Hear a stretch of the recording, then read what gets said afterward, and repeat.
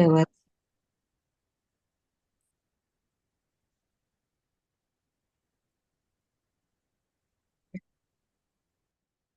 Assalamualaikum warahmatullahi wabarakatuh.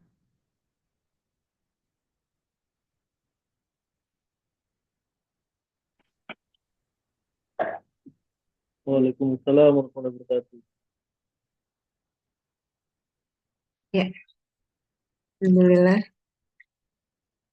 Alhamdulillah puji syukur kita panjatkan kehadirat Allah Subhanahu wa Ta'ala, yang mana pada malam hari ini, di tanggal cantik, tanggal 11 bulan 11 November 2024, kita dapat melaksanakan kembali kajian online Magnet Rezeki untuk wilayah Sikapura, Bekasi, Karawang, Purwakarta. Alhamdulillah, Alhamdulillah, kami panjatkan puji syukur, kita meminta pertolongan dan ampunan dari Allah Subhanahu wa Ta'ala dari segala tidak baikan dari diri kami dalam hal ini. Barang siapa yang diberi petunjuk oleh Allah, maka tidak ada yang mampu menyesatkannya. Dan barang siapa yang disesatkan oleh Allah, maka tidak ada yang mampu untuk memberikannya petunjuk. Dalam kajian online Magnet Rezeki pada malam hari ini, marilah sama-sama kita meraih keberkahannya. Kita bersama-sama hadir di sini, menghadirkan hati, menghadirkan pikiran, menghadirkan waktu, menghadirkan jasadiah kita, menghadirkan ruh kita, kolbu kita, semuanya kita curahkan, kita berikan yang terbaik untuk Allah Subhanahu wa Ta'ala. Dengan niat yang tulus kita menjalankan setiap langkah, mudah-mudahan selalu mendapatkan ridho dari Allah Subhanahu wa Ta'ala. Salam beriring salawat juga kita sampaikan kepada junjungan kita, Nabi besar Nabi Muhammad SAW. Maka kita menjadi bagian dari umat yang selalu dirindu-rindukan oleh umat-umat sebelumnya. Kita menjadi bagian dari umat Rasulullah, umat akhir zaman, yang semoga kita dan seluruh keluarga kita dan semua yang ada di komunitas Mahdi Rezeki ini senantiasa diberikan syafaat di yaumil akhir nanti.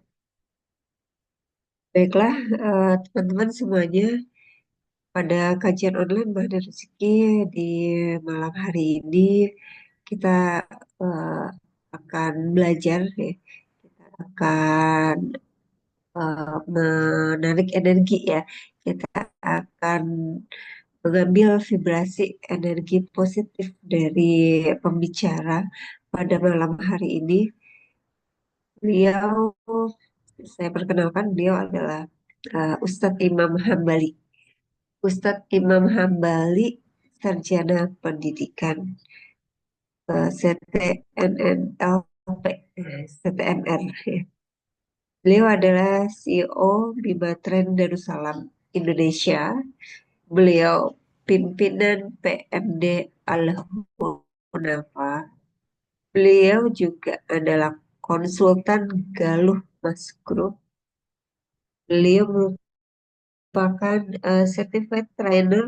Jadi NNLP itu Neuro Linguistic Programming, teman-teman semuanya. Beliau juga pengisi kajian dakwah, ya, motivator juga, ya, coach di beberapa instansi dan perusahaan. Riwayat pendidikan pembicara kita pada malam hari ini, dia mendapatkan S1 Fakultas Ilmu Pendidikan jurusan Manajemen Pendidikan di Universitas Negeri Jakarta. Beliau juga tersertifikasi trainer NNLP. Beliau alumni Pondok Modern Darussalam Gontor, Ponorogo. Dan tentunya beliau adalah certified trainer Magnet Rezeki. Kita panggilkan dengan segala hormat kepada Ustadz Imam Hambali. Dipersilakan. Monggo Ustadz.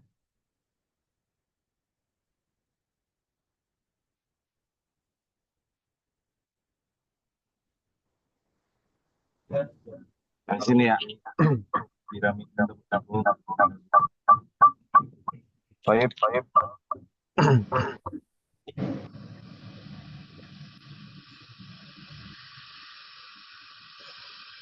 Berapa mas? Satu. Oh dua. Baik. Bismillahirrahmanirrahim. Assalamualaikum warahmatullahi wabarakatuh. Waalaikumsalam warahmatullahi wabarakatuh.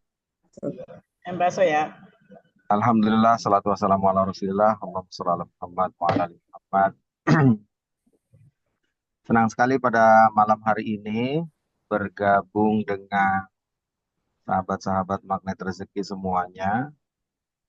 Mudah-mudahan yang saat ini ikut dalam Zoom pada kesempatan kali ini, saya doakan Allah selalu memberikan kita kemudahan, kemuliaan, kebahagiaan, rezeki yang berkah melimpah, anaknya solih-solihah, keluarganya sakinah mawaddah warahmah, masuk surga bersama Rasulullah Sallallahu Alaihi Wasallam. Amin. Amin. Salam dan salam kita aturkan kepada junjungan kita Nabi Muhammadin Sallallahu Alaihi Wasallam yang telah membawa umat manusia minal dhulumati ilan nur wa kadzalika ila surat. Bapak Ibu yang dirahmati oleh Allah, pada kesempatan kali ini saya masih di perjalanan ya. Ini tadi kita dalam posisi ada kecelakaan di kilometer 92 ya. Mudah-mudahan Bapak Ibu semua sehat dan tetap fokus kepada materi pada malam hari ini. Dan kita doakan juga mudah-mudahan yang terkena musibah di kecelakaan 92, kilometer 92, Allah terima amal ibadahnya dan juga keluarganya diberikan ketabahan ya dari Allah SWT. Baik, kita mulai dengan membaca basmalah. Bismillahirrahmanirrahim. Saya sapa dulu nih seluruh pesertanya dari mana saja ya, boleh ketik di kolom komentar. Paling jauh dari mana? Paling jauh. Oke. Bu Eka dari Bekasi ya. Ya, terima kasih. Tambun Ustadz. Medland Tambun, ada yang dari Telaga Sari. Kemudian terlihat di sana ada Mas Handoko ya. Mas Handoko dari mana ini? Semarang. Mas Handoko Semarang ya, dahsyat Dari luar biasa. Semarang. Iya. Baik, langsung saja kita masuk ya. Terima kasih yang sudah hadir. Ada Rangas Dengklok juga, Bu Iin ya, Diksi. Masya Allah, selalu konsisten istiqomah untuk belajar ya. Jakarta Timur hadir Nur Hayati. Oke, terima kasih Bu Nur Hayati. Kemudian siapa lagi? Nah, saya yakin semuanya tetap fokus pada Zoom malam hari ini karena kondisi saya di jalan, tapi karena kita sudah dapat ilmunya, apapun yang terjadi, katakan aja, wow keren ya. Jadi kita yang tidak bisa dikendalikan oleh kita, yang terjadi di luar diri kita adalah itu yang terbaik dari Allah Subhanahu wa taala. Dan kita harus mensyukurinya apapun itu. Ridho ya, ridho itu rela menerima. Jadi nggak perlu misuh-misuh ya, nggak perlu waduh, waduh gitu itu nggak boleh. Kita tuh harus selalu husnudzon sama Allah Subhanahu wa taala karena itu di luar kendali kita dan itu pasti baik dari Allah ya karena yang terjadi di dunia ini sama diri kita itu bukan karena siapa-siapa. Bapak Ibu dijatuhkan oleh eh, atasan misalkan itu bukan karena atasan, itu karena Allah Subhanahu wa taala. Jadi yang terjadi dalam kehidupan kita di luar kendali kita itu murni dari Allah. Sedangkan yang ada dalam diri kita itu tercampur hawa nafsu. Ya. Jadi pasti Allah memberikan yang terbaik termasuk pada malam hari. Baik, saya share screen ya. Silakan untuk admin share screen. Alhamdulillah akses tolnya masih bisa dilalui ya Ustadz.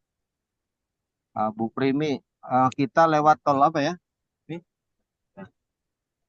lewat jalan biasa Bu Primi. Jadi akses tolnya tadi tertutup. Baik, yang pertama sini ya perkenalan tadi sudah disampaikan oleh eh, host saya Imam Hambali. Kemudian alhamdulillah aktivitas saat ini sebagai pimpinan Pondok Pesantren Modern Al Hunafa dan juga konsultan di beberapa lembaga dan perusahaan, salah satunya di Galumas. 2 tahun ini sampai April, alhamdulillah masih dipercaya dan di beberapa lembaga pendidikan. Kemudian Direktur PT Nikkei juga, dan saya trainer di NLP dan Magnet Rezeki. Dan riwayat pendidikan di Universitas Negeri Jakarta dan juga alumni Pondok Modern Darussalam Gontor. Jadi pesantren yang saya bangun adalah alumni Gontor. Yang tidak mau ke Gontor jauh-jauh ya bisa ke Al Hunafa. Ini beberapa mungkin ada wali murid, wali santri dari Al Hunafa yang tergabung di sini. Oke, next. Terdengar ya suara jelas ya, insya Allah ya. Jelas, Oke, sangat jelas. jelas, alhamdulillah. Mama Dito hadir Ustadz. Ya, selamat malam Mama Dito. Masya Allah ini kasih disnaker ya, kepala seksi disnaker Karawang. Nah, ini beberapa mitra yang sudah kerjasama dengan kami, dengan saya. Beberapa lembaga perusahaan ini logonya sudah terpampang di 2023, 2024. Alhamdulillah makin banyak amanah yang Allah berikan sehingga eh, memberi manfaat. Intinya Rasulullah berpesan kepada kita, khairun nas anfa'uhum linnas. Jadi betul-betul kita itu harus bermanfaat untuk manusia yang lain. Assalamualaikum Ustaz, jumpa lagi lewat online. Semoga sehat dan berkah selalu. Siap menerima ilmu Ustaz. Oke, Aisyah Tri Astuti. Selamat malam juga Bu Aisyah. Oke, lanjut. Malam hari ini Ayah Bunda, nah kita akan belajar tentang jurus ke-10 ya di Magnet Rezeki. Apa jurus ke-10? Jurus ke-10 adalah bahagia tanpa syarat. Ya, bahagia tanpa syarat. Mungkin yang baru bergabung, saya informasikan dulu, saya brainstorming dulu, saya berikan mukaddimah dulu bahwa magnet rezeki diambil dari ayat Al-Quran. Magnet rezeki itu adalah ilmu Allah, yang mana dalilnya adalah kullama dakhala Zakaria al-mihrab wajada indaha rizqon. Jadi eh, Zakaria setiap masuk ke mihrab, ya, setiap masuk ke mihrab Zakaria melihat ada rizki. Jadi mihrab itu adalah tempat ibadah, ya. Kita tahu di masjid ada mihrab ya. Nah, ketika itu Zakaria setiap masuk mihrab itu melihat ada rezeki di situ. Artinya apa? Ketika kita mendekatkan diri kepada Allah, ya, maka rezeki itu akan datang sendiri. Jadi mindset tentang rezeki itu harus dirubah dari sekarang bagi yang belum paham, ya. Yang kita pelajari dari mulai SD, SMP, SMA itu adalah skill-skill untuk mendapatkan rezeki, ya.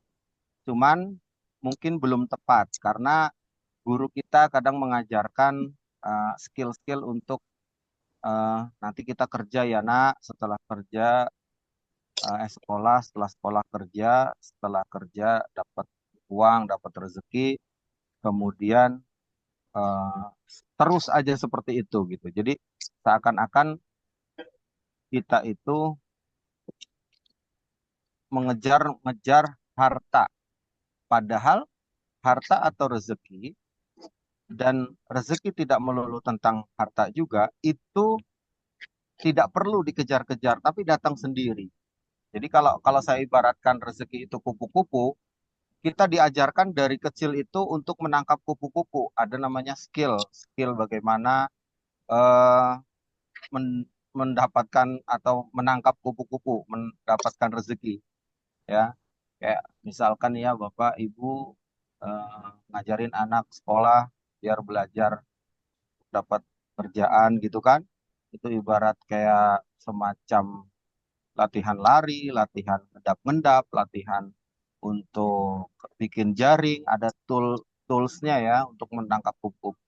Setelah besar, ditangkap kupu-kupu itu dapat satu dikumpulkan, dimasukkan ke sarang sangkarnya, dapat satu masukkan ke sangkar. Gitu. Setiap hari kayak kayak gitu. Terkumpul 100 kupu-kupu. Setelah itu kupu-kupu ini kita pengen bermain sama satu kupu-kupu, ternyata kita ada rasa khawatir kalau kita main dengan satu kupu-kupu itu, maka kupu-kupu yang lain akan berseberangan, terbang gitu ya. Nah, ini adalah konsep yang kurang tepat. Yang diajarkan di magnet rezeki adalah bukan mengejar kupu-kupu, bukan kita dilatih untuk bikin jaring, untuk lari, seperti itu. Tapi skill kita dilatih bagaimana untuk membuat taman. Taman yang indah, taman yang kita siapkan dari kecil, taman yang kita rawat tumbuhannya, dan kita betul-betul menjaganya. Ada namanya pembersihan ya dari hama-hama, itu dari dosa-dosa kita yang menghalangi datangnya rezeki kita, dan lain-lain yang kita belajar dari jurus 1 sampai 9. Nah, maka malam hari ini kita betul-betul bagaimana belajar tentang mindset kita, tentang skill set kita, dan juga belajar tentang tool set kita untuk konsep rezeki yang sudah Allah siapkan. Ya, apa pelajarannya? Pelajarannya dari lagu Cicak-Cicak di Dinding. Ada yang hafal Bapak Ibu Cicak-Cicak di Dinding? Mungkin yang sering nyanyi ya, cicak-cicak di dinding, diam-diam merayap. Datang seekor Nyamuk nyamuk, kemudian lalu hap, hap lalu ditangkap. Nah, ini kan narasinya bagus sekali lagunya, bahwa kalau kita jadi cicak, mungkin kita akan protes, ya Allah, saya nggak bisa terbang, tapi rezeki saya kok terbang gitu. Nah, ketika cicak itu tidak bisa terbang, sedangkan rezekinya adalah nyamuk, tapi di situ lagunya adalah diam-diam merayap, datang seekor nyamuk. Jadi rezeki itu datang sendiri. Inilah yang dimaksud dengan Imam Malik mengajarkan kita bahwa rezeki itu datang sendiri. Ya. Terus skill set kita gimana? Skill set kita adalah hub. Nah, ketika rezeki sudah datang, bagaimana menghapnya? Hub itu ya cicak itu buka mulutnya, cicak itu kemudian menjulurkan lidahnya, ya itulah hubnya. Hubnya itu bagaimana? Nah, malam hari ini kita akan belajar sama-sama tentang hub. Ya, Assalamualaikum Ustadz. Umi Amirul hadir dari Jambi. Masya Allah, Amirul dari Jambi. Luar biasa. Selamat malam, Bunda. Baik, kita lanjut ke materi tentang bahagia tanpa syarat. Dalam firman Allah dikatakan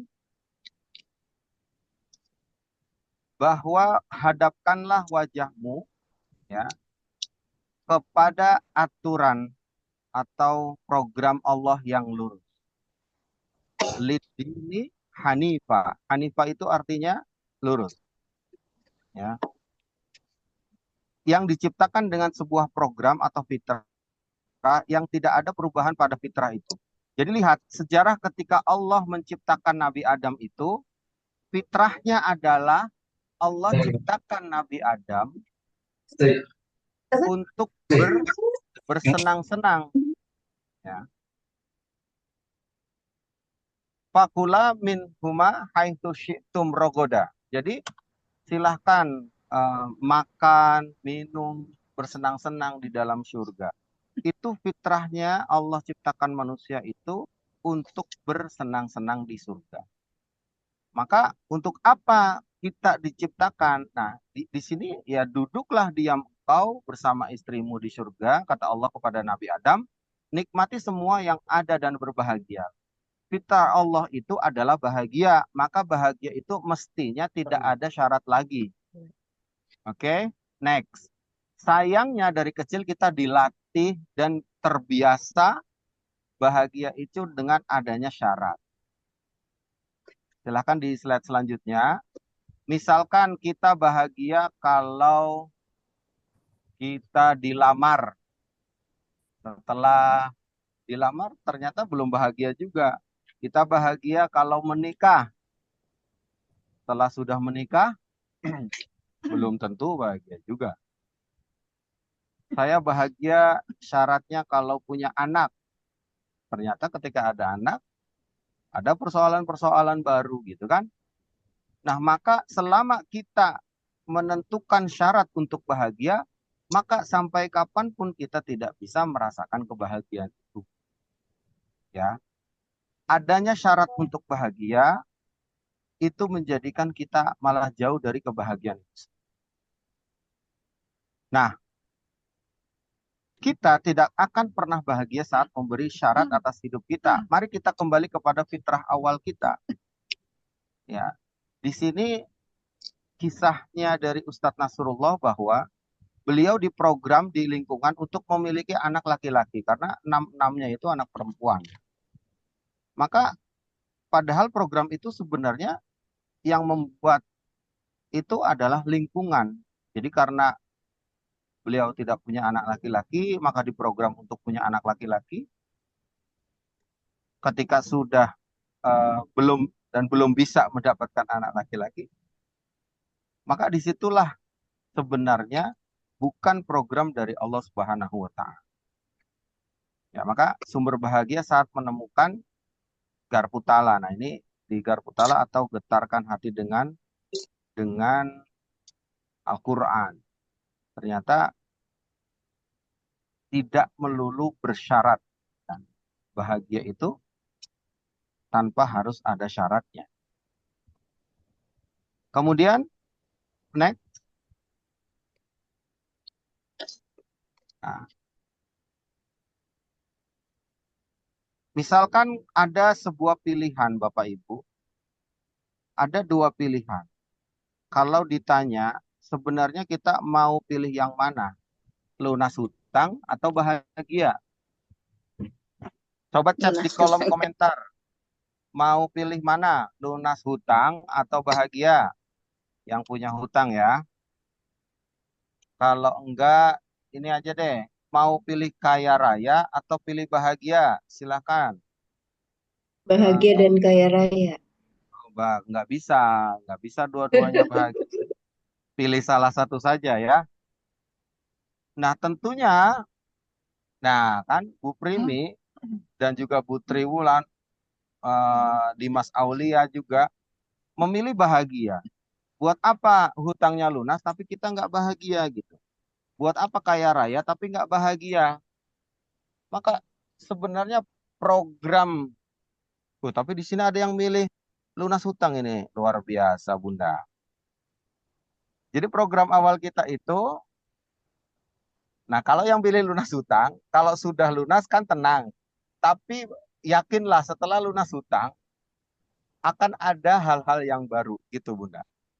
Jadi mending kita tetap ada hutang tapi bahagia. Karena pilihannya adalah program awal kita diciptakan untuk bahagia. Kenapa tidak bahagia? Nah, disinilah poinnya. Kita tidak bahagia itu karena ada dosa-dosa yang kita lakukan. Nah, tapi nggak apa-apa. Yang penting kita sadar akan dosa itu karena Allah suka dengan orang-orang yang sadar akan dosanya. Maka setiap hari mungkin sudah praktek semua ya bahwa ketika di jurus perisai rezeki, bahwa Allah berikan rezeki sangat berlimpah ruah kepada kita, bahkan kita tidak tahu takaran rezeki dari Allah Subhanahu wa taala. Kadang kita yang membatasi diri kita tentang konsep rezeki itu sendiri, misalkan Bapak Ibu cukup puas dengan UMR dan bilang bahwa ya saya mah rezekinya segini aja udah cukup. Padahal ilmu Allah kita tidak tahu bahwa berapa takaran rezeki kita. Bisa jadi rezeki kita bukan UMR, tapi bisa jadi rezeki kita sebulan itu 500 juta, 1 miliar. Nah, maka yang membatasi dari kita untuk datangnya rezeki adalah diri kita. Dengan apa? Dengan dosa-dosa yang kita lakukan. Itulah penghalang utamanya. Jadi kita akui saja karena ada penghalang di situ, maka kita harus membuka penghalangnya. Dengan cara apa, Ustadz? Setiap satu kali dosa, satu kali kesalahan, sholatlah sunnah taubat kepada Allah Subhanahu wa taala, karena Allah akan mengampuni kita dan membuka tameng-tameng yang sudah kita tutup oleh diri kita sendiri. A'udzubillahi minasyaitonirrajim. Bismillahirrahmanirrahim. Faqultu astaghfiru rabbakum innahu kana ghafar. Istighfarlah, minta ampunlah sama Allah. Dan istighfar ini harus betul-betul kita akui. Saya salah ya Allah, ampuni saya ya Allah, dan saya siap belajar. Itu makna dari istighfar. Ya, boleh ditulis di kolom komentar, makna istighfar adalah saya salah, ampuni saya, dan saya siap belajar. Kalau misalkan istighfar itu kita tidak paham artinya dan belum bisa mendalami makna dari istighfar itu, maka tulis saja atau kita minta ampunnya pakai bahasa Indonesia aja lah. Saya salah ya Allah, ampuni saya ya Allah, saya siap belajar. Saya salah ya Allah, ampuni saya ya Allah, saya siap belajar. Saya salah ya Allah, ampuni saya ya Allah, saya siap belajar. Artinya apa? Kita akui kita salah. Kita minta ampun sama Allah. Jadi kalau sudah diampuni, maka rezeki akan datang. Kayak tadi kan, ada penghalang. Penghalangnya tinggal dibuka aja. Ini sekarang lagi hujan nih Bunda nih di luar nih. Kalau Bunda keluar kemudian tidak kena hujan, artinya Bunda ada penghalangnya. Mungkin ayah Bunda pakai payung, jadi tidak basah, yang lain basah. Nu lain mah benghar, kurang kieu-kieu wae. Nah kan, kita kok gini-gini aja. Karena apa? Ada penghalangnya. Supaya kebasahan gimana? Tinggal buka aja. Buka aja payungnya. Dengan cara tadi ya, saya salah ya Allah, ampuni saya ya Allah, saya siap belajar. Siap belajar artinya tidak melakukan dosa-dosa lagi. Minimal di magnet rezeki, satu kali salah, satu kali sholat taubat, dan upayakan tidak ada dosa lagi. Maka rezeki Bunda akan mengalir deras. Nah, kebahagiaan juga akan datang kepada ayah. Yakini bahwa bahagia adalah program utama kita, apapun yang terjadi. Jangan izinkan satu detik pun hidup tanpa kecuali bahagia. Ya, hidup Anda tidak boleh sedetik pun kecuali bahagia. Jadi harus bahagia. Lanjut. Kemudian caranya gimana Ustadz? Caranya yang pertama yaitu mencapai titik ridho. Ya. Apa? Oh, mana? Mencapai titik ridho. Apa bedanya ikhlas dengan ridho? Ikhlas itu rela memberi, sedangkan ridho itu rela menerima. Kejar titik ridho. Apapun yang Allah beri pada kehidupan kita, ya rela menerimanya. Karena itu pasti yang terbaik. Kita itu harus husnuzon. Seperti yang di jurus kedua, kita harus LOP, Law of Projection, katakan wow keren. Tidak ada pilihan kata-kata lain kecuali itu keren, itu dahsyat, itu luar biasa, gitu. Setidak baik apapun yang terjadi kepada diri kita, itu yang terbaik dari Allah. Maka kita harus berpikir dan berkata yang positif. Ini namanya rela menerima. Ridho, rela menerima. Allah mau kasih tambahan jika sudah bersyukur. Kayak sekarang nih kondisinya dalam perjalanan, ya saya ridho ini. rela menerima apa yang Allah berikan.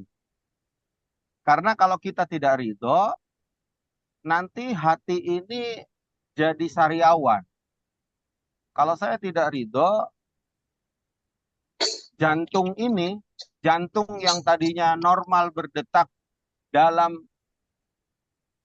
1 menit itu 60 sampai 100 kali detak jantung kita, itu akan lebih cepat dari biasanya. Artinya kita tidak mensyukuri. Kalau kita tidak mensyukuri, la in syakartum la azidanakum wa la in kafartum inna adzabi lasyadid. Maka rezeki tidak akan datang. Jadi kalau kita kufur kepada Allah, Allah akan tahan rezeki kita. Tambahnya rezeki itu karena Allah bahagia atas hambanya yang sudah meridhoinya. Ya Allah, ini hamba diberikan seperti ini, hambaku diberikan seperti ini, kok dia ridho? Kata Allah, weh luar biasa ini hambaku diberikan ujian, cobaan, tapi dia tetap ridho. Maka pakailah semua ilmu-ilmu yang dipelajari sebelumnya untuk mendapatkan titik ridho. Saat belum dapat keajaiban, temukan alasan-alasan positif kepada Allah untuk mencapai titik ridho. Kenapa ya? Ikhlas dan Kok ridho. saya belum Ikhlas dapat rela keajaiban? menunggu, ridho rela Yang mendung. sudah belajar, mungkin nanti kita buka sesi tanya jawab ya, kenapa? Bagaimana? Nah, coba temukan alasan-alasan positifnya kenapa. Nah, orang beriman itu amat sangat cintanya kepada Allah Subhanahu wa taala. Yang memberi rezeki kita adalah Allah, dan kita itu betul-betul bisa belajar dari seekor kucing. Kucing aja kalau dikasih makan sama manusia, dia akan selalu dekat dengan yang ngasih makan. Yang ngasih makan berdiri, dia berdiri. Yang ngasih makan duduk, dia duduk di sampingnya. Yang ngasih makan dia pergi, dia ikut ngikutin gitu kan. Masa kita yang memberikan rezeki Allah Subhanahu wa taala tapi kita nggak mau dekat dengan Allah. Ya, namanya juga magnet rezeki ya. Magnet itu bisa menarik. Jadi kita duduk diam, rezeki datang. Oke, next. Kejar cintanya Allah. Jadi visi kehidupan adalah ridhonya Allah, cintanya Allah. Ternyata bahagia itu ya di sini baru kita paham. Ya. Bahagia baru bisa didapat saat menemukan Allah sebagai satu-satunya yang dicintai. Hak guna pakai Ustadz dan kewajiban menjalani karangan terbaik Allah. Masya Allah, betul. Ini Pak Agus Prianto ya. Ini Bu Susilo Aditya, saya harus bahagia. Amin. Pasti. Saat tidak mencintai Allah, Allah akan azab. Azab di ayat ini adalah dunia dan akhirat. Ustadz, emang orang yang nggak mendapatkan rezeki itu diazab sama Allah? Iya, Allah sudah janjikan rezeki kita itu sederas-derasnya, tapi kenapa kita nggak dapat? Ya, itu sedang diazab sama Allah Subhanahu wa Ta'ala. Yang tidak bahagia diazab juga. Karena energi bahagia itu harus dipancarkan sejak kita di dunia. Di surga itu semua penghuninya orang-orang yang berbahagia. Kandidatnya siapa? Kandidatnya adalah saat di dunianya dia bahagia. Dalam Al-Quran dikatakan wujuhu yauma idin na'imah, wajah mereka itu berseri-seri mendapat nikmat. Nah, kenapa ada azab Ustadz? Karena kita mencintai yang lain daripada Allah. Kita hubud dunia, kita kejar-kejar kupu-kupu terus, tapi nggak deketin Allah gitu kan. Kita kejar harta, tapi tidak dekat dengan orang atau zat yang punya al-ghani, yang punya harta. Maka haruslah kita kejar cintanya Allah untuk dapatkan bahagia. Oke ya, bisa dipahami ya Bapak Ibu. Kalau misalkan sedang kondisinya kurang baik-baik saja, coba teliti. Kita lagi ngejar cintanya siapa? Jangan-jangan selain Allah. Maaf, bisakah Ustadznya di plot like? Plot like itu apa ya? Saya lagi di mobil ya, jadi mohon izin. Yang penting suaranya terdengar. Terdengar ya Bu Eka ya? Terdengar Ustaz, terdengar jelas. Oke, next. Nah, kita latihan nih malam hari ini, Bunda. Latihan untuk bahagia, ya. Naiklah ke atas gunung, tempat di mana mata air bersih itu ada. Temukan mata airnya dan hiduplah dengan bahagia. Tadi saya dari Pangalengan, rafting, kemudian arum jeram, kemudian main paintball, gitu kan, dengan tim yang ada di JSIT Kabupaten Karawang. Ini latihan untuk bahagia. Ternyata kebahagiaan itu yang menciptakan adalah diri kita sendiri. Apapun yang terjadi, it's okay. Tinggal sadari saja kalau kita dimanapun itu bisa bahagia. Lalu latihan dalam gunakan sholat. Simbol-simbol dari sholat. Sholat memiliki simbol-simbol, Bunda. Nah, ini simbol-simbol dalam sholat ini sangat luar biasa. Ketika kita takbiratul ihram, Bunda, itu simbol untuk melepaskan dan menyerahkan semua yang ada di dunia ini, persoalan hidup kita itu kepada Allah. Maka simbolnya takbiratul ihram kayak gimana? Kayak gini, ya kan? Kalau kita mau diinstruksikan oleh polisi, angkat tangan. Ini ya.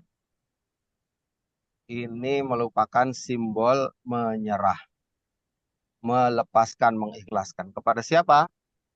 Pada Allah Subhanahu wa Ta'ala. Jangan digenggam terus.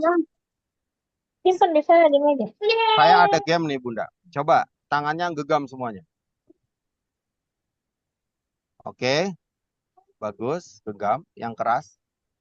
Terus lebih kencang lagi, lebih kencang lagi, lebih kencang lagi, lebih kencang lagi. Terima kasih yang sudah genggam dengan kencang. Sekarang lepaskan. 1, 2, 3.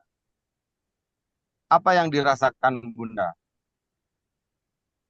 Makin keras ayah bunda, bapak ibu menggenggam itu tangan, makin sakit rasanya. Tapi ketika kita melepaskannya, maka kita akan plong.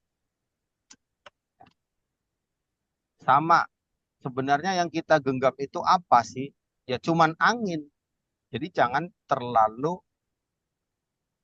mengkhawatirkan apa yang terjadi dalam kehidupan kita. Lepaskan saja, serahkan saja saat kita takbiratul ihram. Itu simbolnya. Kemudian Al-Fatihah. Komitmen untuk masuk dalam dunia kuantum. Jadi kalau sudah Al-Fatihah itu, seakan-akan kita sedang dipeluk sama Allah. Tidak lagi hidup dalam dunia realita. Kita sudah satu sama terhubung. Hiduplah dalam dunia kuantum yang penuh nikmat dan bahagia. Saat kita baca suratul Fatihah, getarkan dengan ayat Al-Quran. A'udzu billahi minasyaitonir rajim. Suratul Fatihah.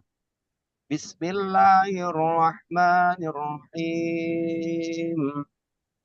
Alhamdulillahi rabbil alamin. Ar-Rahmanir-Rahim. Maliki yaumiddin. Ila akhiril ayat. Sampai ayat terakhir. Itu kita masuk dalam dunia kuantum. Dekapan Allah itu seakan-akan betul-betul kita hadirkan di situ saat membaca suratul Fatihah. Next. Selanjutnya ketika kita sudah selesai baca Al-Fatihah, kita baca ayat Al-Quran, disitulah getaran hati dengan Al-Quran. Ayat Garbutala bisa kita baca, ya, atau surat-surat yang indah, yang kita yakin. Itu saat kita baca ayat. Kemudian ruku, Bunda. Ayah bunda, bapak ibu, kalau ruku itu adalah simbol bahwa ridho atas segala keadaan. Terima saja, rela menerima. Kan posisi ruku itu kan nunduk ya. Nunduk itu ya kita nerima. Nerima aja begini. Nerima apa yang sudah Allah berikan. ya kan? Karena di luar kita, di luar kendali kita adalah murni dari Allah dan kehendak Allah. Maka kita terima.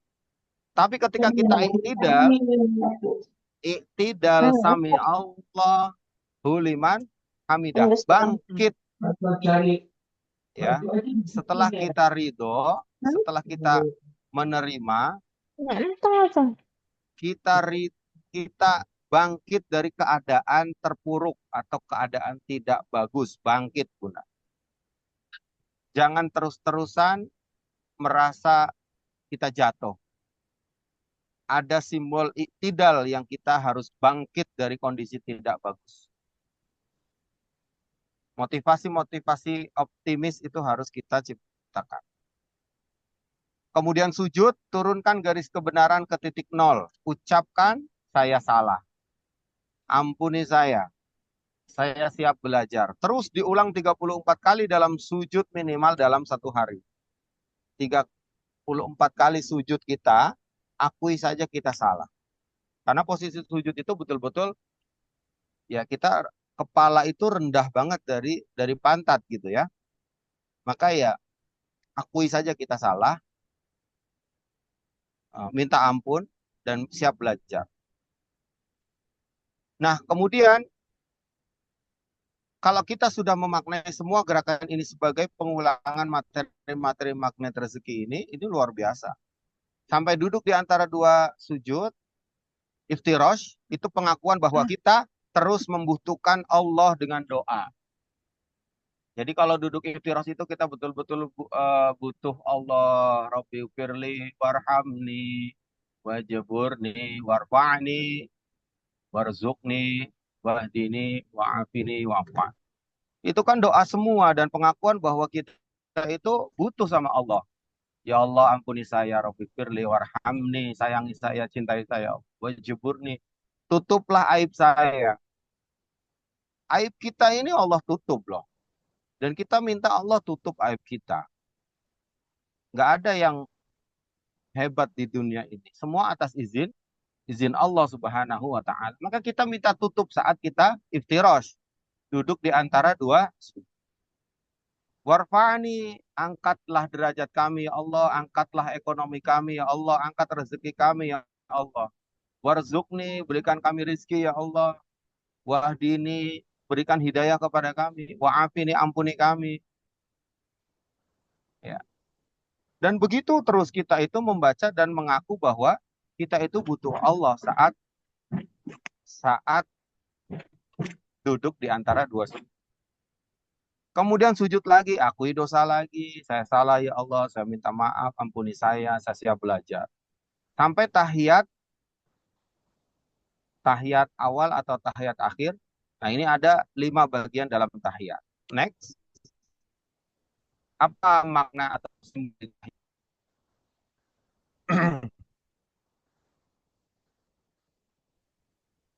Simbolnya adalah kita bagian pertama, ada 5 bagian ya tahiyat itu, penghargaan dan kemuliaan setinggi-tingginya untuk Allah. Membedakan diri kita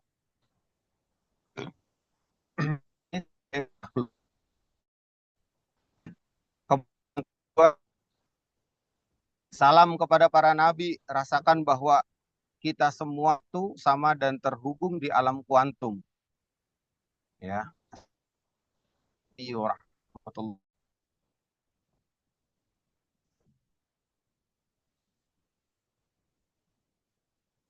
Ustaz,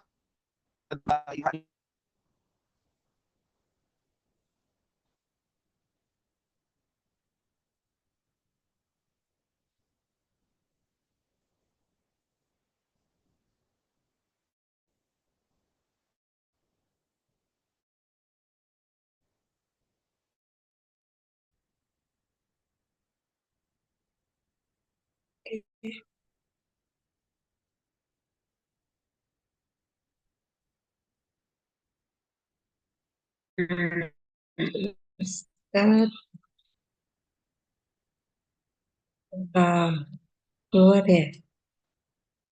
Halo Ustadz, kok nggak ada Udah masuk. suaranya?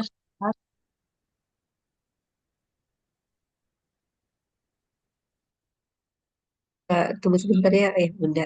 Tadi juga Ustadz dalam perjalanan tadi ya, pasnya di kendaraan. Wow, keren. Tunggu mudah-mudahan Ustadz balik lagi.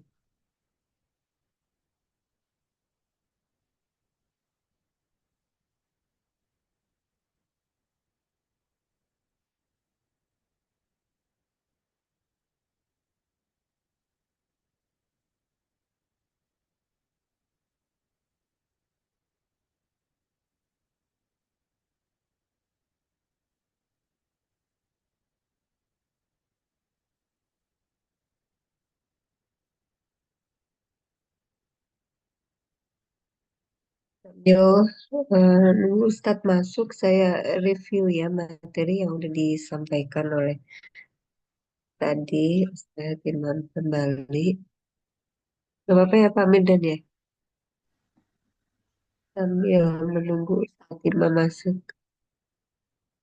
Jadi tema atau judul kita pada malam hari ini cara untuk bahagia. Jadi, mencapai titik ridho. Eh, udah masuk ya. Ustadz gimana?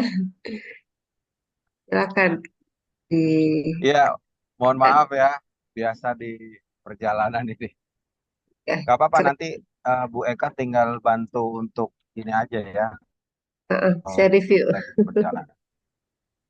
Ya. Tadi kita sudah sampai simbol apa ya? Tahiyat ya. Nah, bagian yang terakhir adalah penutup atau salam. Salam itu tengok kanan kiri. Assalamualaikum warahmatullah. Ini bagian sholat paling panjang. Kenapa paling panjang? Kita berhadapan dengan Allah, kita berkomunikasi dengan Allah, mungkin dalam sholat hanya 5 menit sampai 10 menit.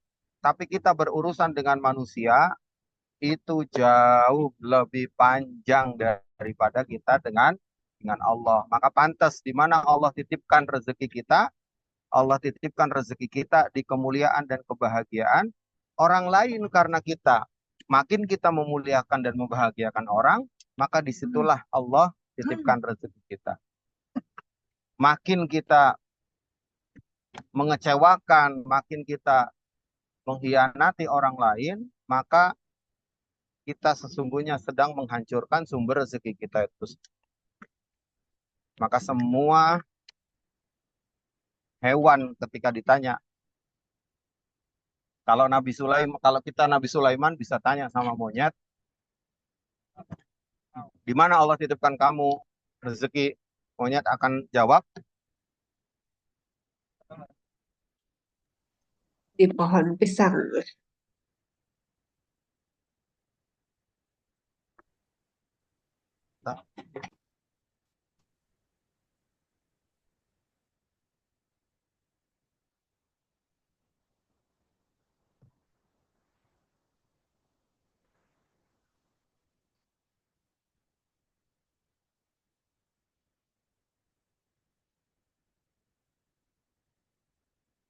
Saya bantu backup. Jadi yang bagian kelima penutup salam. Bagian sholat yang paling panjang ya.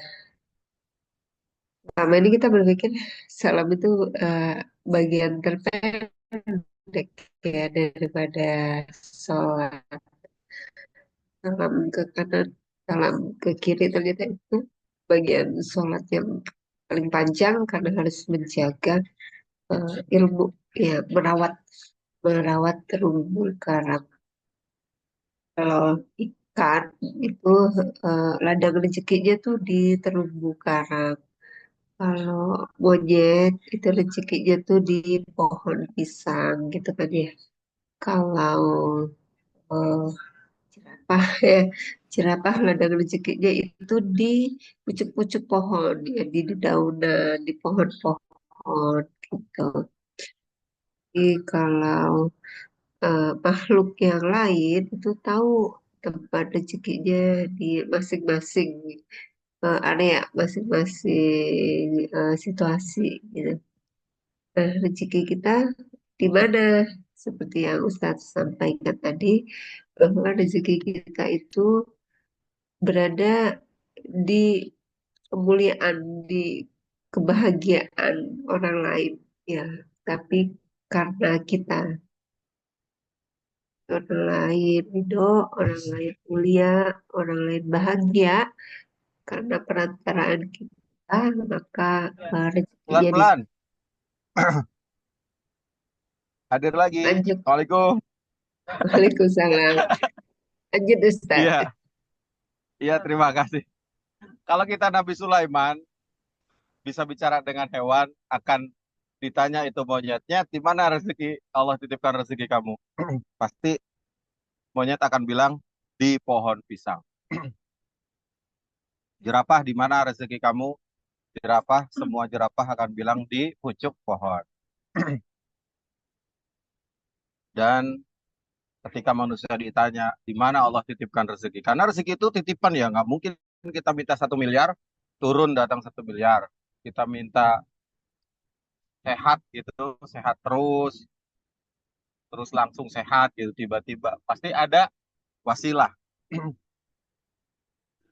Nah, maka monyet yang tidak cerdas adalah ketika monyet tersebut menghancurkan sumber rezeki dia, yaitu pohon pisang.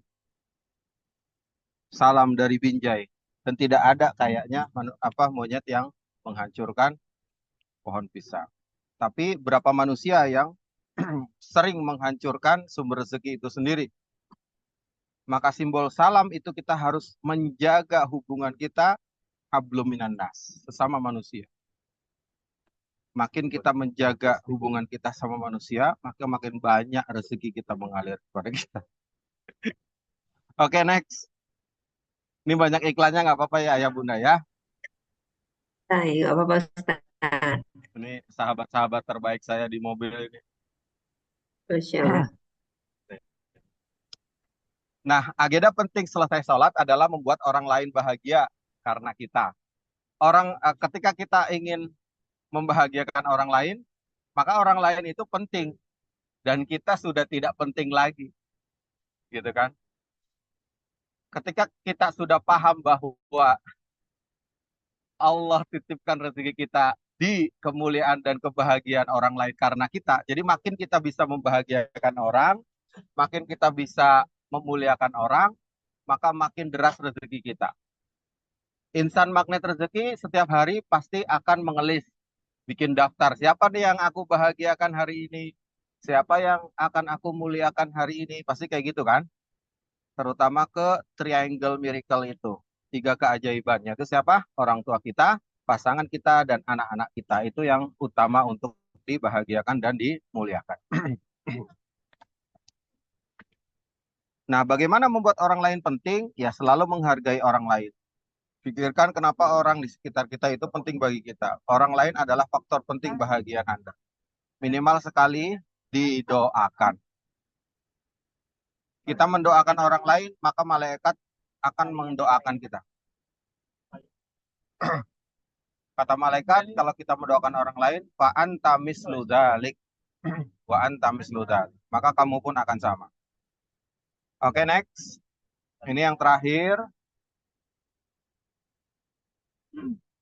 Nah, pujilah orang lain. Bagaimana membuat orang lain penting? Kalau malaikat yang berdoa itu cepat sekali naiknya, cepat sekali dikabulkan karena malaikat tidak ada dosa. Sedangkan manusia itu kadang punya dosa, maka kita sudah nggak usah egois lagi doain diri kita. Rasulullah aja selalu mendoakan orang lain. Ketika kita mendoakan orang lain, artinya kita memuliakan orang tersebut dan malaikat yang akan mendoakan kita. Kata malaikat, wa anta min dzalik. Hari ini sudah kita doakan orang lain, alhamdulillah. Tadi di awal saya udah mendoakan semua yang hadir di sini, semoga termasuk yang ada dalam mobil, ya Allah muliakan, bahagiakan, jadikan kita semua, keluarganya sakinah mawaddah warahmah, anaknya sehat, solih solihah, rezekinya berlimpah, amin. Dahsyat luar biasa, Allahu Akbar. Woi, satu mobil ini. Saya baca komentar dulu. Betul Ustadz, contoh jangan takut mempekerjakan orang atau saudara saat membuka usaha karena dengan menjadi saluran berkah dan jalan rezeki orang lain dan kebahagiaan orang lain, maka Allah akan besarkan pula rezeki kita karena banyak menyambung keran kita. Betul ya Ustaz? Betul. Jadi kita nggak usah khawatir kalau kita ingin membahagiakan orang, pasti Allah akan titipkan rezeki. Kalau ada orang yang kerja di kita, pasti ada rezeki dia di kita, gitu. Ya, nanti kita buka sesi tanya jawab. Puji orang lain dengan tulus, masya Allah, Bapak Ibu sehat semuanya, terlihat ganteng. Host kita nih, Bu Eka Diana, guru yang terdebes di Bekasi ya. Wah. Eh, Nah, ini Nabi adalah orang yang paling suka memuji. Jadi orang-orang di sekitarnya itu diberi gelar oleh Rasulullah. Istrinya pun diberi gelar oleh Rasulullah. Ya Humaira. Ya Humaira artinya hai yang berkemerah-kemerahan. Aisyah pun memuji Rasulullah. Nah inilah sifat Rasulullah ya. Oke next.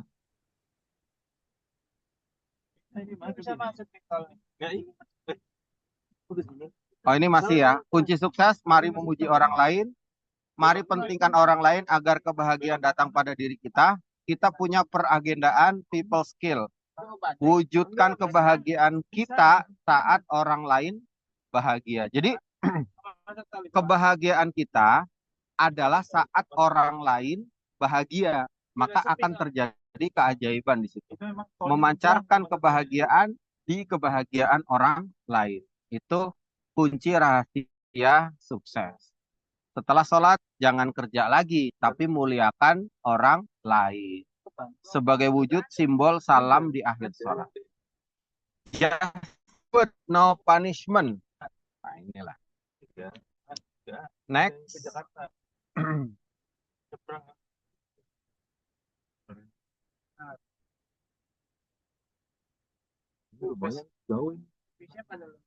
Nah, bagaimana membuat orang lain penting? Serahkan semua punishment kepada Allah sambil terus mereward orang lain dalam bentuk doa.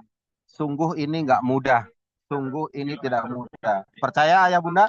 Coba cek. Siapa yang belum bisa pakai jurus ini? Membahagiakan orang lain lebih dari diri kita.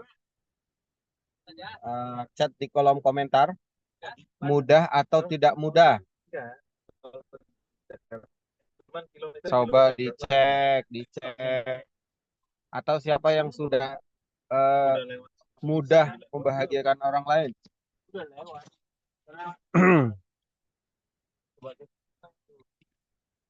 Contoh nih ya, selalu memaafkan orang lain. Ada yang masih belum bisa memaafkan orang? Tulis di kolom komentar. Lembut pada orang lain, keras pada diri sendiri. Berikan kebaikan kepada orang lain, melebihi harapan orang lain kepada kita. Nah ini kan luar biasa ya. Kepada anak juga harus membahagiakan. Oke. Next. Saya belum mampu memaafkan. Selalu teringat terus Ustadz. Masya Allah. Nah kalau belum mampu memaafkan Bunda, nanti punya sariawan hati. Dan ketika sudah sariawan itu, maka tidak mendapatkan rezeki dari Allah. Rezeki itu 4 ya. Harta, kesehatan, anak solih, kemudian yang paling tinggi adalah ridhonya Allah. Ridhonya Allah dilihat dari apa? Ketenangan. Ketenangan jiwa kita. Ketenangan respon kita. Ya. Kesabaran kita diuji itu saat asobru fi sodomatil ula. Saat di benturan pertama. Jadi benturan pertama itu kesabaran kita itu diuji, kita tenang atau tidak. Nah, itu juga rezeki. Kadang sudah tidak peduli diri, yang penting orang lain. Nah ini bagus sekali ya. Aisyah, Bu Aisyah, alhamdulillah sudah memaafkan orang lain dengan harapan maaf dari Allah. Ya, karena kalau belum bisa memaafkan orang lain, masih ada luka di hati, ya gimana ya? Allah juga nggak mau ngasih rezeki. Kalau diistilahkan di jurus perisai rezeki itu kan, kalau saya mau traktir Bu Eka di Hotel Mercure dengan makanan satu porsi 10 juta, otomatis kan enak itu makanannya ya. Tapi ternyata Bu Eka nggak bisa makan. Kenapa nggak bisa makan? Bu Eka bilang seperti ini, aku sariawan Ustadz. Sariawannya ada 15 titik di bibirku. Nah, 15 titik sariawan ini sampai tidak bisa makan. Makan makanan yang enak. Minum jus juga nggak bisa. Perih. Maka disitulah gimana caranya. Sebenarnya Allah sudah menyiapkan semuanya, tapi kadang kita yang masih belum bisa. Itu baru sariawan lidah ya. Kalau sariawan bibir, kalau sariawan hati lebih lagi. Nah, teliti ridhonya orang lain pada diri kita. Istri cari ridhonya suami, suami cari ridhonya istri, anak cari ridhonya orang tua mencari ridhonya anak, santri cari ridhonya ustadz, ustadz cari ridhonya santri, gitu terus. Ini kan simbol ternyata bahagia itu dua syaratnya, dapatkan ridhonya Allah dan dapatkan ridhonya manusia. Jadilah pecinta Allah, pecinta manusia, hati dibuat lega atas semua yang terjadi. Jalankan ilmunya dengan baik agar terjadi keajaiban. Gitu. Betul Ustaz, semoga saya mulai bisa merubah menjadi yang lebih baik lagi biar nggak sariawan hati ya Ustaz. Betul. Jadi jangan sampai rezeki yang begitu berlimpah kita tidak bisa menikmatinya karena kita punya sariawan hati. Gerakannya gimana coba Bunda ikuti saya. Nolkan hati. 1, 2, 3. Nolkan hati dari sariawan hati. Tulis. Mulai hari ini saya bersungguh-sungguh menolkan hati dari sariawan hati.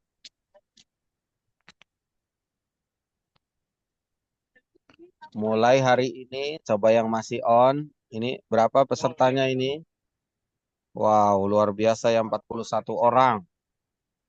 Mulai hari ini saya bersungguh-sungguh mengenolkan hati dari sariawan hati. Nggak apa-apa, slide-nya lanjut aja. Ini bonus aja nih. Bonusnya ada sosialisasi dinar ya.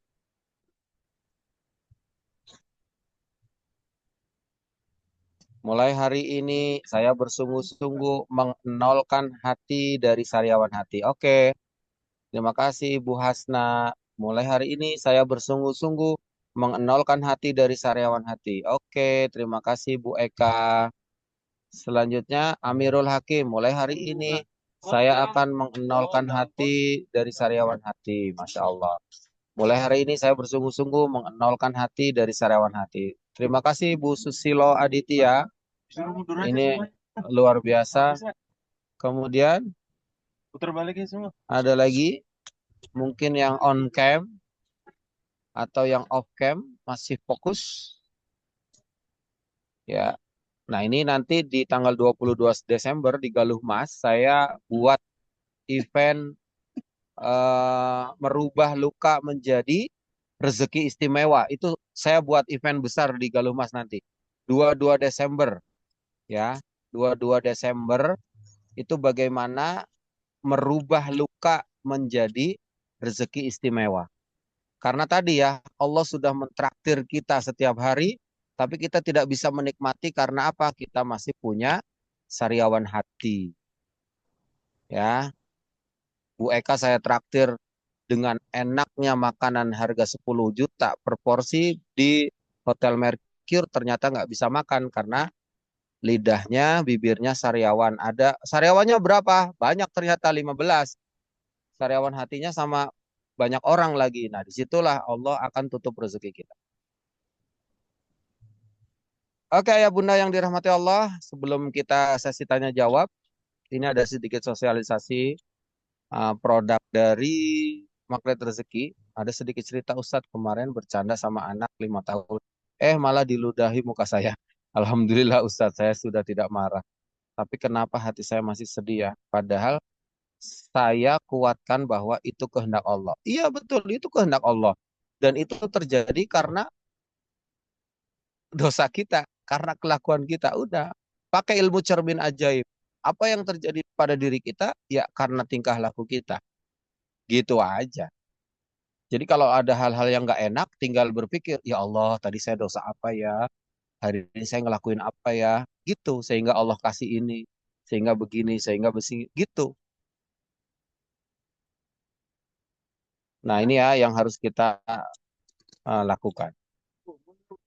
Baik, tidak ada yang bermanfaat kecuali dinar dan dirham. Ya, jadi ada hadis riwayat Ahmad bahwa akan datang suatu masa pada umat manusia, pada masa itu tidak ada yang bermanfaat kecuali dinar dan dirham atau uang perak. Ya, betul, harus banyak koreksi diri. Betul sekali. Oke, kita lihat tayangan video ini. Silakan admin untuk diputar videonya.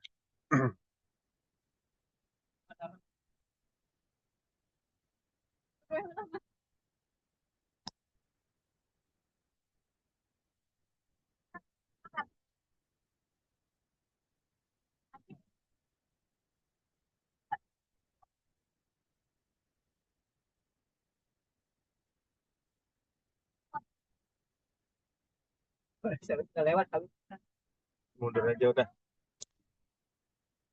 Oh, suruh mundur.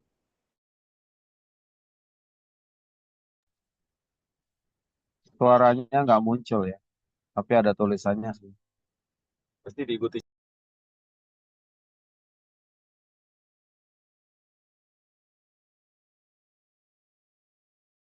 Nah ini foto Ustadz Nasrullah ya, penulis buku Magnet Rezeki.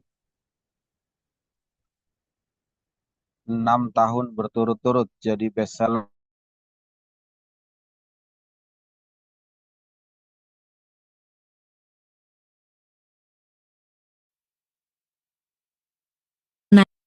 Dinar di kota kamu pasti langsung terjual dengan harga yang baik, atau bisa dijual di toko emas biasa, bisa juga digadai di Penggadaian dan Bank Syariah Indonesia. 3. Nggak perlu modal besar. 5 alasan kenapa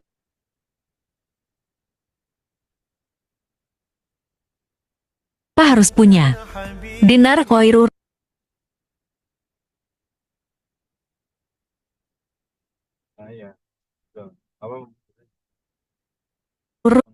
Ruzikin.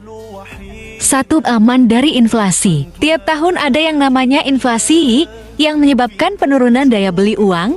Contohnya, dulu tahun 2021, kamu bisa beli dinar dengan harga Rp4.242.000. Sekarang bulan November tahun 2024 harga dinar sudah mencapai Rp7.129.000. 2. Mudah dijual kembali dan likuiditasnya tinggi.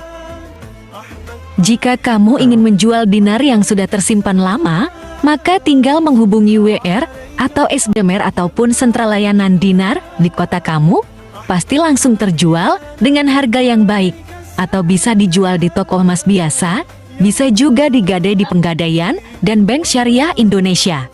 3. Nggak perlu modal besar dan nggak perlu biaya perawatan. Dengan modal kecil, kita bisa mulai membeli logam mulia tergantung kemampuan keuangan kita, yang penting konsisten. 4. Menguntungkan untuk jangka panjang. Harga emas dinar cenderung meningkat dalam jangka panjang, sangat menguntungkan untuk rencana pendidikan anak, rencana pernikahan, tabungan haji, tabungan pensiun, dan lain-lain. 5. Menghidupkan sunnah Nabi. Dinar adalah emas satuannya Nabi, di mana zaman Nabi 1 ekor kambing seharga 1 dinar.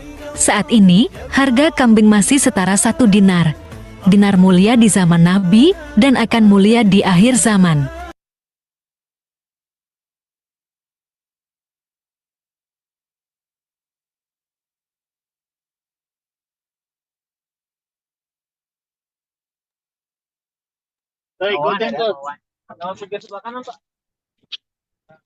Ya, terima kasih. Itu saja yang bisa disampaikan. Dahsyat, luar biasa. Saya kembalikan ke host.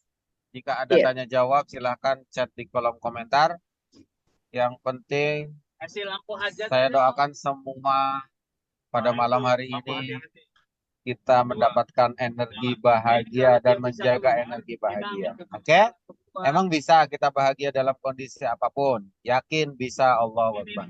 Coba tulis di kolom komentar. Emang bisa kita bahagia dalam keadaan apapun? Tulis. Yakin bisa, Allah Akbar. Sebagai penutup, syukran ala husni istimaikum. Ma'ana fi umurikum jami'an. Thanks for your attention. To the best for your life. Be your best and good luck. Assalamualaikum warahmatullahi wabarakatuh. Assalamualaikum warahmatullahi wabarakatuh. Luar biasa dahsyat materi yang disampaikan tadi oleh Ustadz Imam Hambali tentang BTS, bahagia tanpa syarat ya. Jadi bedanya ikhlas sama ridho kan, emang bisa bahagia tanpa syarat. Saya belum ikhlas nih, saya belum ridho nih gitu. Emang ada bedanya ya. Ya kalau ikhlas itu rela memberi ya ayah bunda ya, adik sekalian. Sedangkan kalau ridho itu rela menerima. Jadi yang saya sampaikan tadi, kejar titik ridhonya. Apapun yang Allah berikan pada kehidupan kita itu kita rela menerima dan kita kejar titik ridhonya gitu. Biasa materinya ya dari awal sampai akhir saya sendiri gak berkedip ya menyaksikan slide demi slide yang disampaikan oleh Ustadz Imam Hambali. Pada Bapak Ibu, ya Bunda, Adik Kakak, ada yang ingin didiskusikan atau ada yang ingin sharing, boleh bertanya langsung atau boleh bertanya di kolom chat, di kolom komentar. Dipersilakan.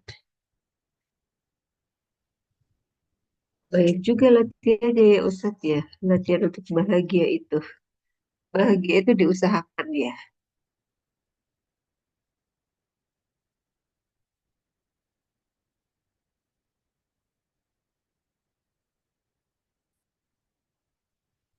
Bagaimana Bapak Ibu, ada yang ingin sharing, ada yang ingin bertanya, ada yang ingin penjelasan lebih lanjut dari materi yang disampaikan tadi. Kalau host nanya itu boleh nggak sih? Kalau saya bertanya, Ustaz boleh nggak Ustaz?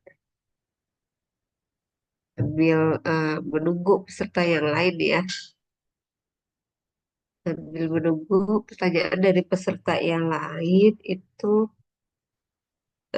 saya ingin bertanya Ustaz, tadi kan disampaikan bahwa sholat ya, ini tentang sholat gitu. Sholat bagian tahiyat, bagian penutup salam gitu. Itu bagian sholat yang paling lama gitu. Itu paling panjang ya. Alasannya kenapa Ustaz? Kenapa di bagian salam atau di bagian penutup gitu ya? Kan tinggal assalamualaikum ke kanan, assalamualaikum ke kiri gitu. Saya pikir itu cepat ya, ringkas ya. Tapi ternyata eh, dijelasin bahwa tadi bagian salam itulah bagian yang paling lama gitu, bagian paling panjang dalam sholat. Mungkin bisa dijelaskan lebih lanjut pada Ustadz Hambali, dipersilakan. Oke, terima kasih pertanyaannya Bunda. Bunda Eka. Ya,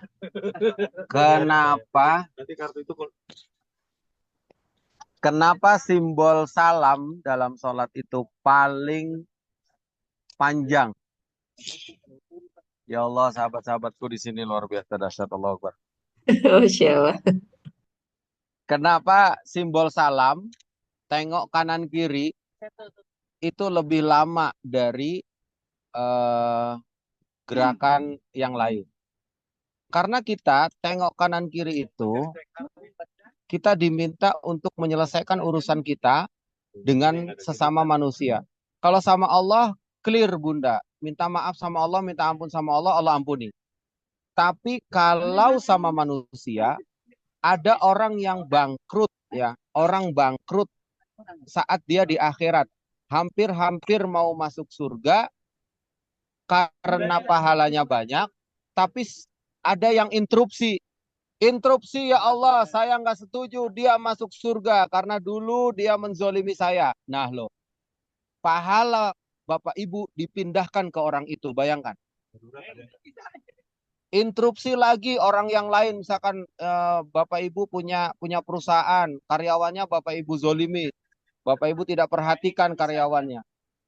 Interupsi lagi, ya Allah, saya nggak ikhlas, saya nggak ridho dia masuk surga. Maka apa kata Allah? Silahkan pindahkan semua pahala dia ke orang tersebut. Maka jangan sampai pengadilan Allah itu pasti, pengadilan akhirat itu pasti. Maka kita harus selesaikan diadili dunia ini.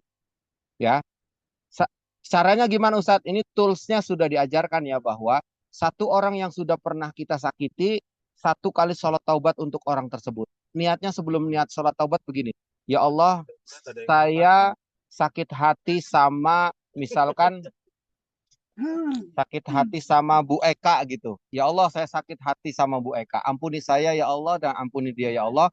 Usolli sunnata taubati rok'ataini lillahi ta'ala. Udah, sholat.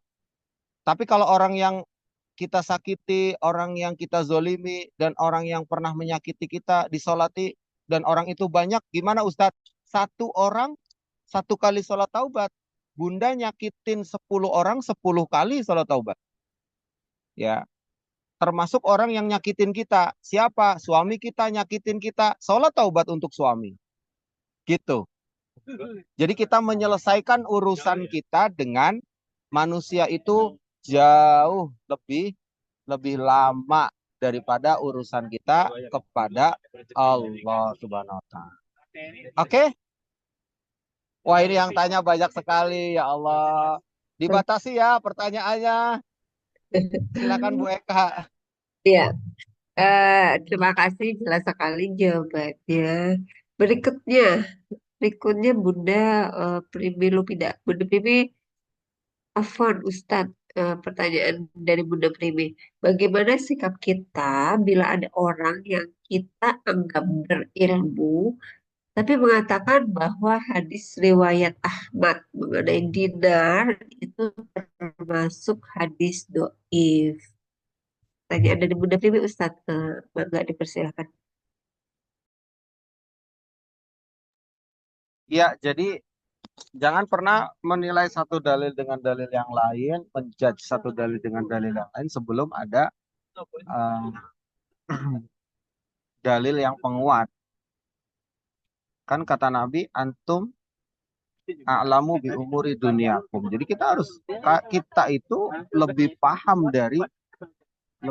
urusan dunia kita. Yang paham itu adalah diri kita.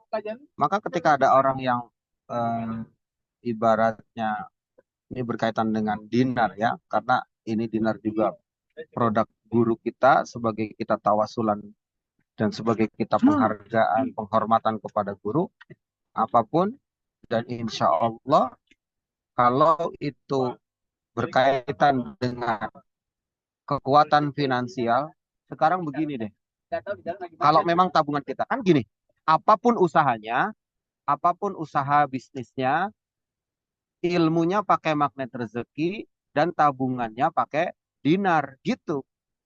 Dinar itu kan emas, nggak mesti dengan emas dinar, dengan antam dan lain ya nggak masalah sebenarnya. Tapi itu adalah kekuatan ekonomi umat. Kita itu akan kembali tidak berlaku semuanya kecuali dinar dan dirham. Maka sekarang mulai nabung untuk kita memperkuat ekonomi kita. Gitu Bunda. Jadi kita itu lebih paham deh. Ya, itu tadi jawaban dari Ustadz Imam ya, Bunda Primi. Mudah-mudahan menjawab atas pertanyaannya.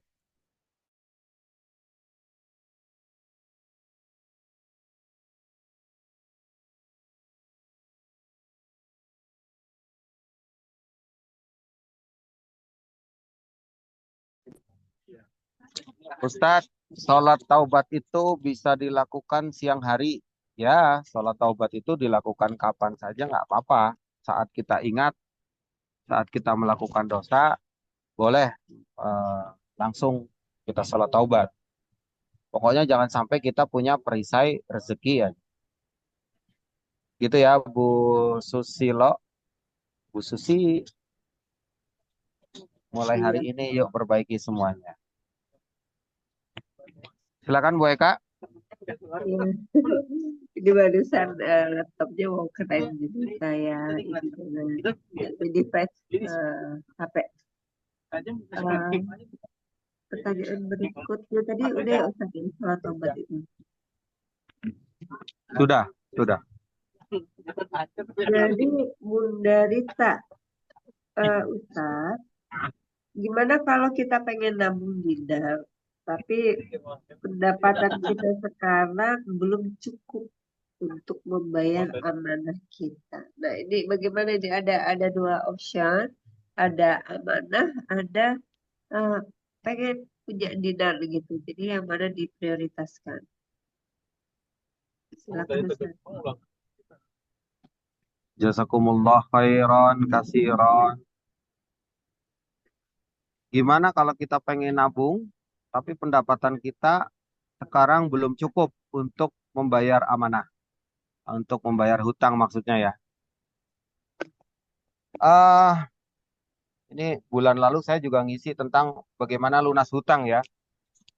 Lunasi dulu hutangnya Bunda, lunasi dulu amanahnya dengan ilmu-ilmu jurus ampuh lunas hutang.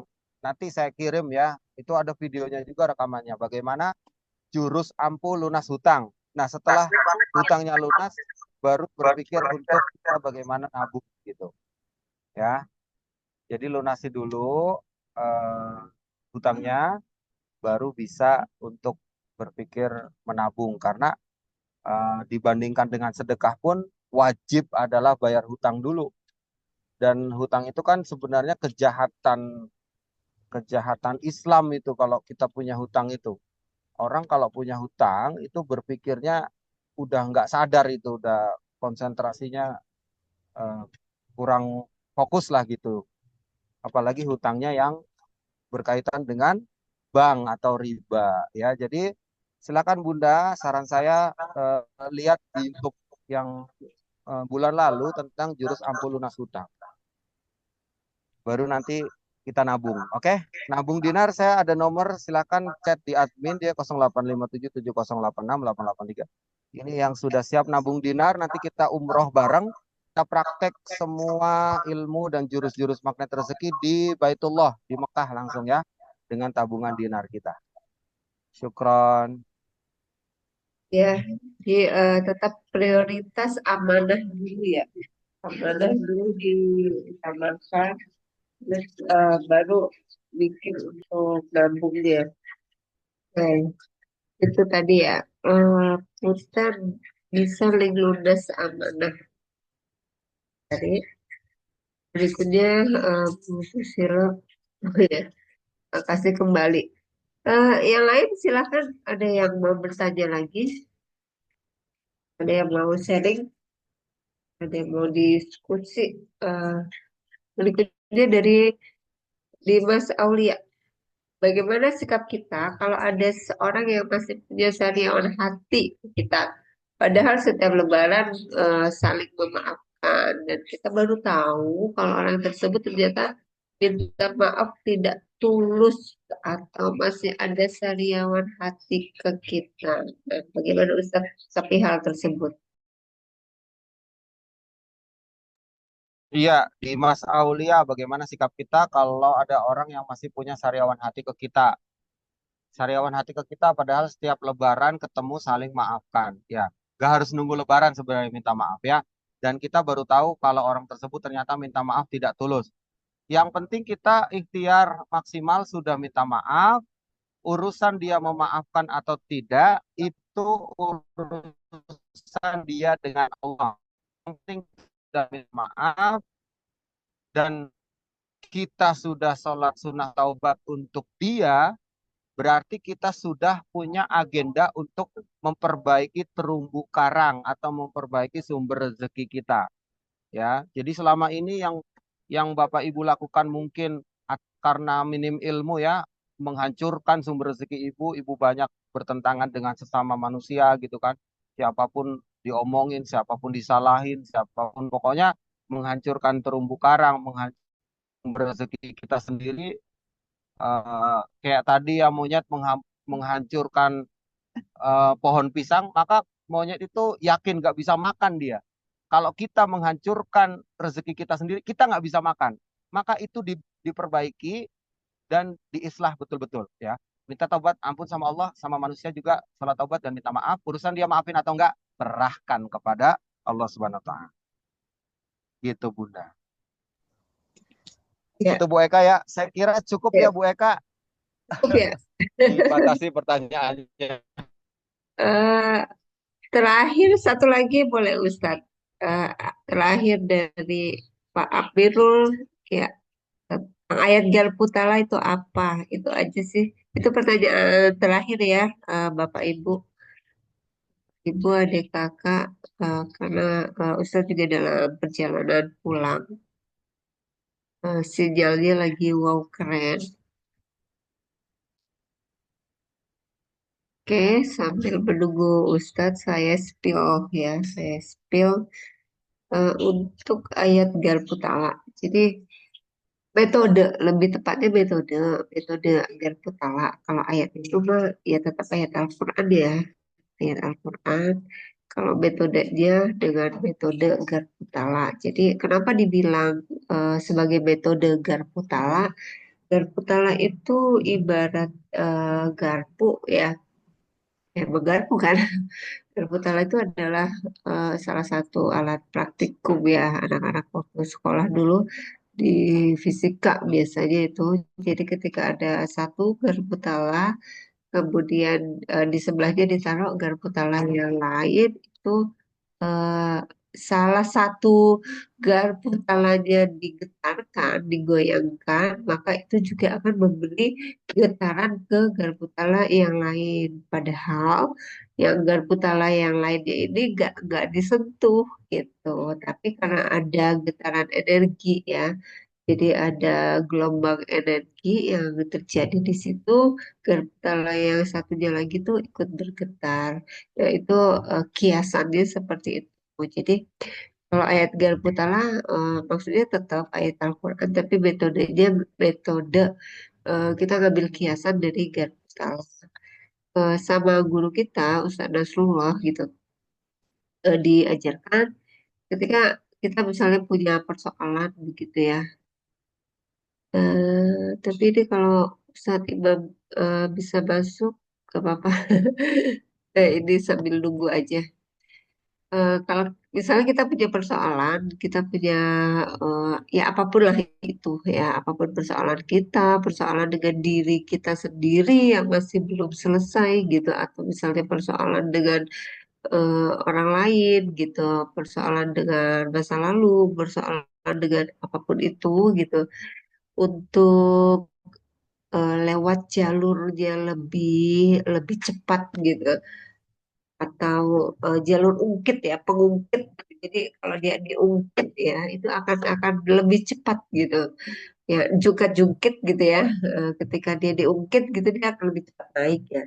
Nah ini eh, ayat Al-Quran juga begitu, ketika misalnya kita punya persoalan kemudian kita eh, minta petunjuk ya, kita minta petunjuk dari Allah atas persoalan kita itu gitu. Jadi ya Allah, tolong berikan satu ayat untuk menghibur kolbu saya, untuk menenangkan jiwa saya, untuk menenangkan hati saya, supaya saya adem gitu, supaya saya rasanya menjalani kehidupan ini bisa dengan energi yang positif gitu.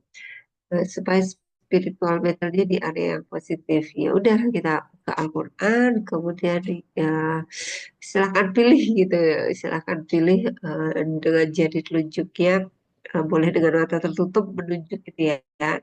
Nah, nanti kalau misalnya dengan mata tertutup, telunjuk kita sudah mengarah ke satu ayat, ya disimak ya ayat berapa itu, kemudian terjemahnya itu apa gitu. Biasanya itu adalah jawaban dari persoalan yang kita utarakan gitu.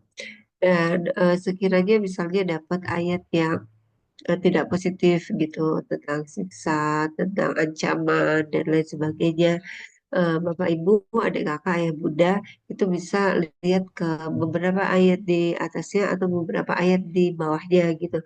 Nanti ditelusuri yang mana kira-kira yang klik gitu atas persoalan kita gitu. Nanti insya Allah pasti ketemu ayat yang klik itu yang mana. Kalau misalnya ketemu ayat yang tidak positif pada saat menunjuknya tadi. Tapi kalau pada saat menunjuknya itu udah dapat ayatnya oke, ayatnya positif, ya udah berarti ayat itulah yang menjadi jawaban atas persoalan eh, ayah bunda adik kakak sekalian gitu. Jadi silahkan dizikirkan ya, dijadikan wirid, dibaca terus gitu sampai kapan ya, sampai level apa ya, spiritual meter yang tadinya minus itu sampai di level 0 sampai netral gitu kan, kemudian bisa dinaikkan ke level-level yang berikutnya. Dan keajaiban itu terjadi apabila telah melewati level 5 ya. Kita eh, sampai pada level positif 6 yaitu pelayanan. Itu nanti ada materinya tersendiri. Oke, itu pertanyaan terakhir ya. Ustadz Imam masih bisa masuk atau eh, lagi keren ini? Oke, sama-sama. Terima kasih kembali. Eh, Pak Mirdan, Pak Mirdan, sebagai penutup, ada yang ingin disampaikan di kajian online Mahdi Rezeki pada malam hari ini?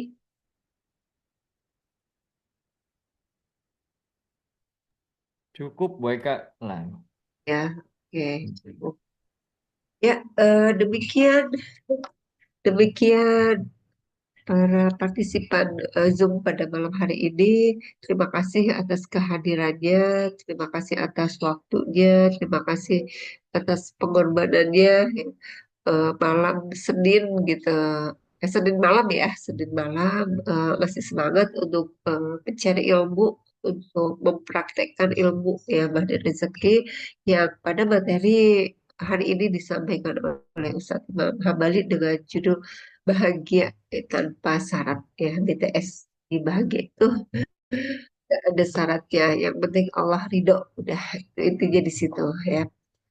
Terima kasih atas semuanya. Pak Binda juga terima kasih kepada Ustadz Imam Hambali. Kita doakan mudah-mudahan sehat selamat ya di perjalanannya hingga menuju ke kediaman beliau. Dan Bapak Ibu semua yang ada di sini, saya doakan semoga berkah berlimpah bahagia kesehatannya, keluarganya, keharmonisannya, semuanya. Mudah-mudahan senantiasa Allah berikan yang terbaik untuk Bapak Ibu dan keluarga Bapak Ibu sekalian. Oke, terima kasih. Saya akhiri, kita tutup dengan doa penutup majelis. Subhanallahi bihamdika, asyhadu an la ilaha illa anta, astaghfiruka wa atubu ilaik. Assalamualaikum warahmatullahi wabarakatuh. Waalaikumsalam warahmatullahi wabarakatuh.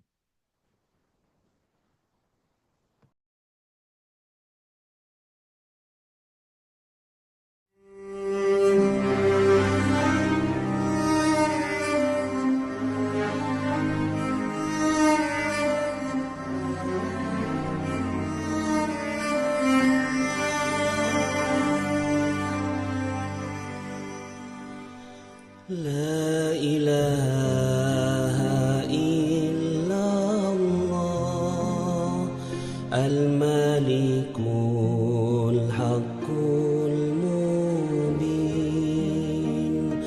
محمد رسول الله صادق الوعد الآمين لا إله إلا الله الملك الحق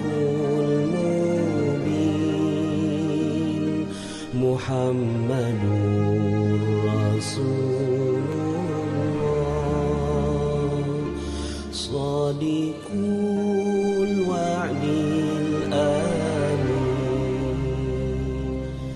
يا أرحم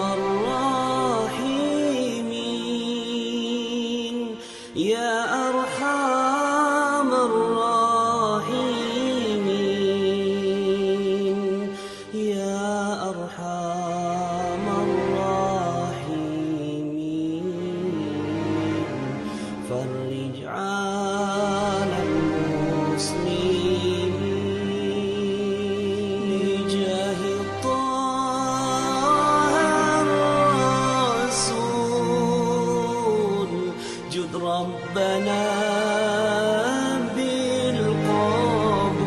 بالقبول وهب لنا كل سوء رب استجيب لي آمين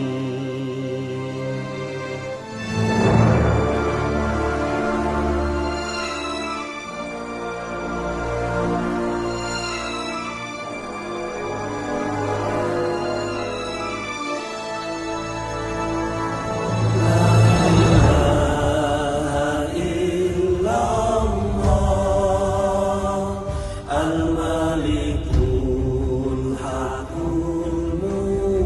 المبين محمد رسول الله صادق الوعد